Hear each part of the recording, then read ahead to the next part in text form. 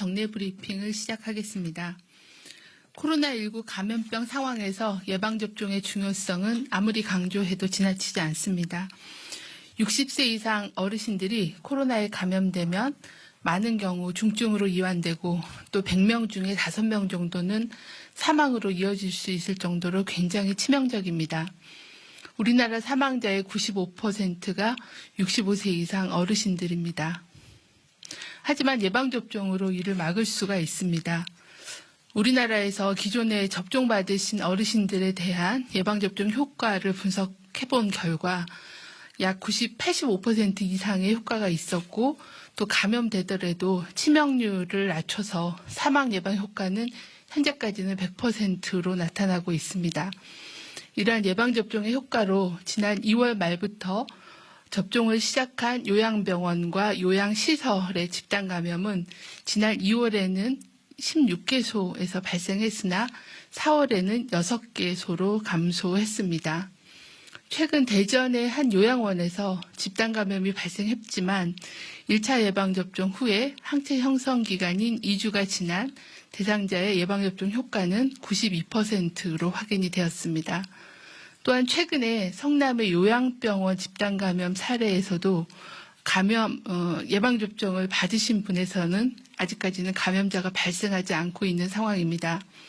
이렇듯 예방접종은 감염병으로부터 우리의 건강과 안전을 지킬 수 있는 가장 효과적인 수단입니다. 접종 후에 항체 형성까지 시일이 소요됨을 고려해서 가능한 한 빠른 시일 내에 예방접종을 받으실 수 있기를 거듭 당부를 드립니다. 이어서 예방접종 상황에 대해서 설명을 드리겠습니다. 현재까지 1차 예방접종을 받으신 분은 373만 명으로 전체 인구수의 7.3%이며 2차 예방접종까지 마치신 분은 94만 명으로 1.8% 정도의 접종률을 보이고 있습니다.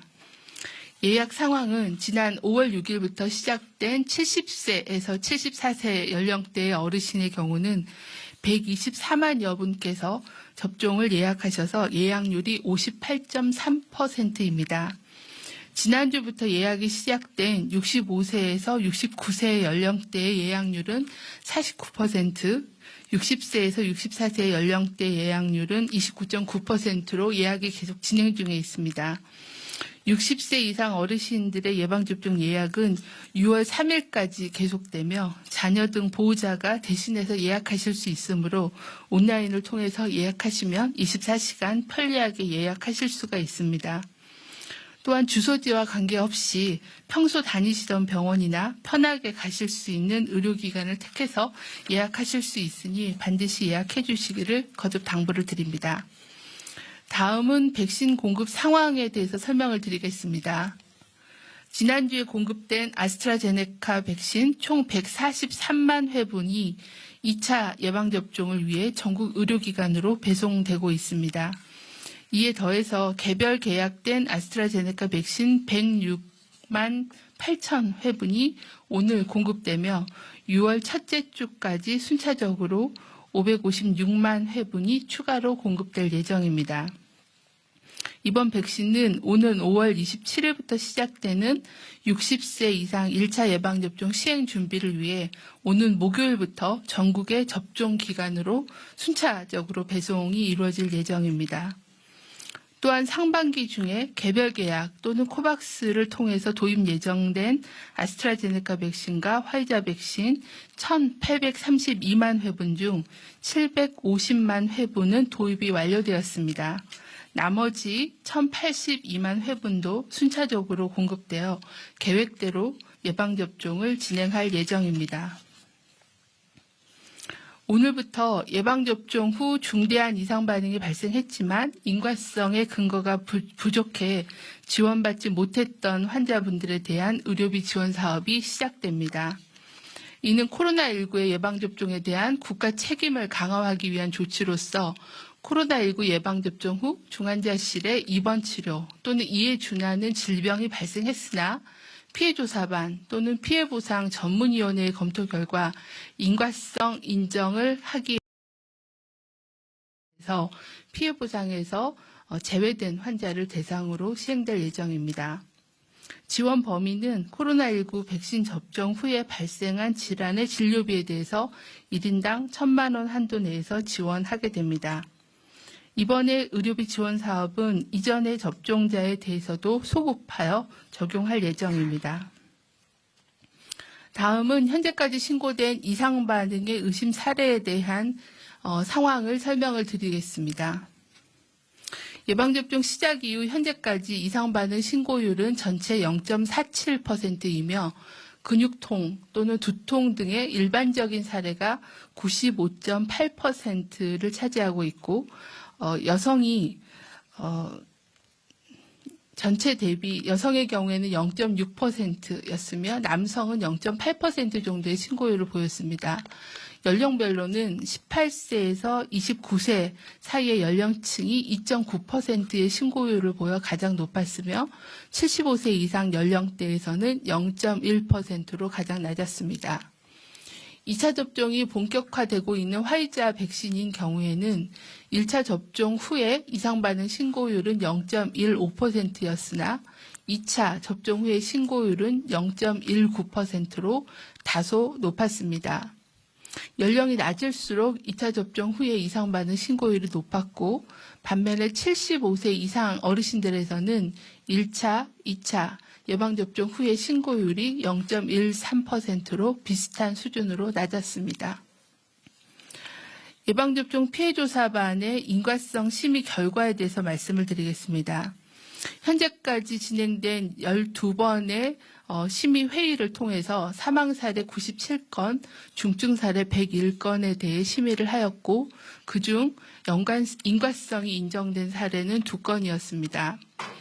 이번에 12차 피해조사반 회의에서는 신규 사례 43건에 대해서 심의가 있었습니다. 신규 사망 사례 18건에 대해서는 평균 연령이 82.4세였으며 접종받은 백신은 화이자 백신이 11건, 아스트라제네카 백신이 7건이었습니다. 피해 조사반이 사망자의 기저질환과 주요 증상 발생 기간, 임상 경과 등을 종합하여 인과성을 평가한 결과 사망 사례 18건은 기저질환 등으로 사망하였을 가능성이 높아 코로나19 백신 접종과 사망과의 인과성을 인정하기는 어려운 것으로 평가하였습니다. 사망하신 분들의 추정 사인은 심근경색증이 8건, 뇌출혈이 2건, 대동맥 박리 2건 등이 추정되는 사망 원인으로 분석이 되었습니다. 다만 인과성을 인정하지 않은 사례 중에 심근염 1건에 대해서는 중증 환자 의료비 지원 사업 대상이 되는 인과성 근거 불명확으로 평가를 하였습니다. 본 사례는 예방접종과 추정 사인 간의 인과성을 인정할 근거는 없지만 대상자의 기저질환 또는 최근 상태를 볼 때 심근염을 유발할 근거 또한 명확하지 않은 상황에서 인과성 근거 불명확으로 평가하였습니다.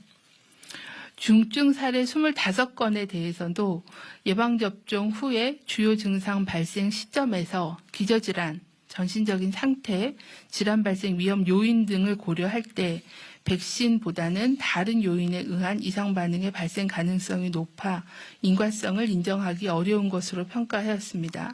중증 사례에서의 추정되는 진단은 뇌경색이 8건으로 가장 많았으며 그 밖에 심근경색 2건 등 다양한 중증 질환의 추정 진단명으로 평가를 하였습니다.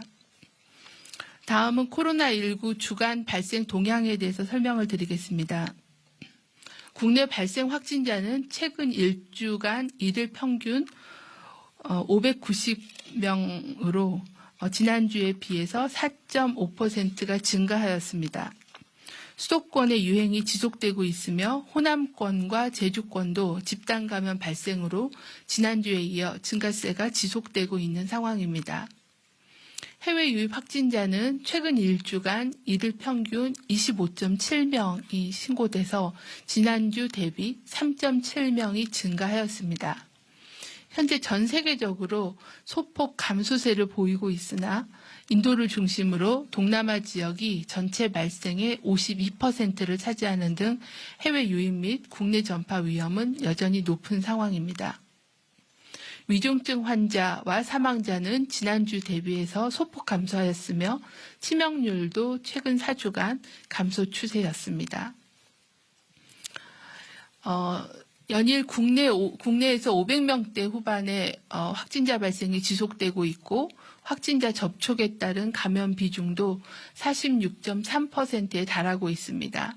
소규모의 가족, 지인, 직장 감염이 지속되고 있어 일상생활 속의 방역관리가 더욱 필요한 시점입니다.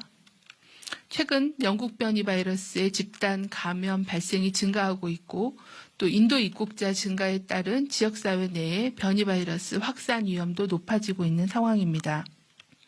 방역당국은 변이 바이러스 유입 차단을 위해서 인도, 남아공 변이 바이러스 위험 국가의 입국자에 대해서는 시설 격리를 추진하고 또 격리 면제자에 대해서도 입국 후에 PCR 검사 등의 관리를 강화하고 자가 격리자가 이탈하거나 가족 등과 접촉하는 것들을 방지하는 등 해외 입국자에 대한 방역 관리를 지속적으로 강화하겠습니다. 또한 국내 확산을 차단하기 위해 변이 바이러스 유행 지역에 대해서는 집중 관리를 시행하고 또한 인근 지역에서의 공동 대응 등을 통해서 면밀하게 관리해 나갈 계획입니다. 또한 지역사회 감염 확산을 차단하기 위해 유증상자에 대해 적극적으로 검사를 시행하고 노인, 아동 청소년 돌봄시설 등 고위험시설 종사자에 대해서도 선제검사를 확대하여 시행하겠습니다. 유행 지역에 대한 특별관리 지원과 감염 취약시설 또 취약사업장에 대해서도 방역수칙 준수 여부에 대한 점검을 강화하는 등 방역 조치를 강화하여 대응하도록 하겠습니다. 가정의 달을 맞이하여 많은 모임과 이동이 있는 상황입니다. 가족과 꼭 필요한 모임을 계획할 때는 동거 가족의 범위 안에서 인원을 정하고 실내보다는 밀집도가 낮은 야외에서 한산한 시간대에 한산한 장소를 활용하여 주시기를 바랍니다. 상황과 장소에 관계없이 마스크를 착용하여 주시고 실내 공간에서는 자주 충분하게 환기를 시켜주시길 바랍니다. 의심 증상이 있는 경우에는 즉시 검사를 받아주시기를 바랍니다. 저희 방역당국 또한 모든 행정력과 역량을 총동원하여 방역관리에 최선의 노력을 기울이겠습니다. 네.